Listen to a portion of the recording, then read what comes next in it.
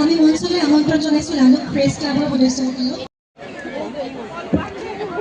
পুৰুষা সমাজৰ পৰা সম্বৰ্ধনা জনাইছে আমাৰ সন্মানীয় বিধায়ক মহোদয়ে।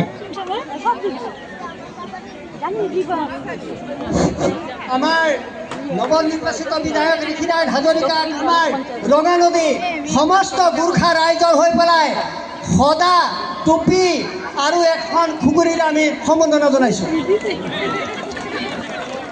পথ এন জি অ'ৰ সদস্যসকলক আমি মঞ্চলৈ অনুৰোধ জনাইছোঁ। তাৰ পাছতে আমি পঞ্চায়ত ৱাইজত আমি সম্বৰ্ধনা জনাম।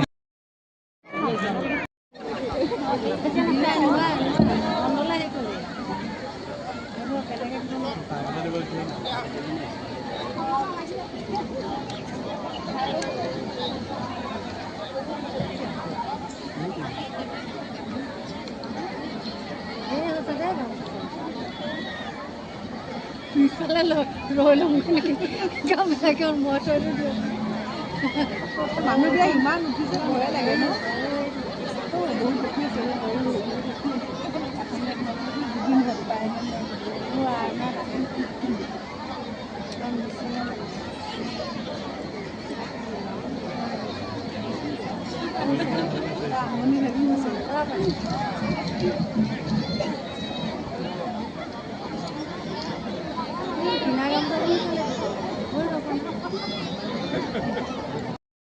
আশীৰ্বাদ বুলিয়ে কৈছোঁ আৰু কিবা এটা তোমাৰ পৰা শুনিবলৈ গৈছোঁ বহুত আনন্দ।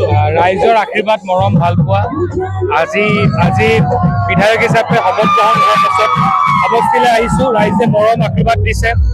অনাগত দিনত ডক্টৰ হিমন্ত বিশ্ব শৰ্মা ডাঙৰীয়াৰ নেতৃত্বৰ অনিৰুদ্ধ যাত্ৰাৰ জৰিয়তে ৰঙানদীত আমি সামগ্ৰিক উন্নয়ন কৰিবৰ কাৰণে সংকল্পবদ্ধ।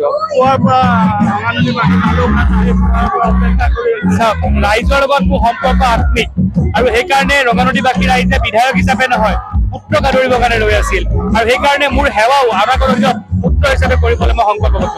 আৰু আপোনাৰ দৰে বিধায়ক পুত্ৰ হিচাপে পাই ৰঙানদীৰ বাসী আজি গৌৰৱান্বিত। এইটো মোৰ সৌভাগ্য যে বিধায়ক মই পুত্ৰ হোৱাৰ সুযোগ পাইছোঁ।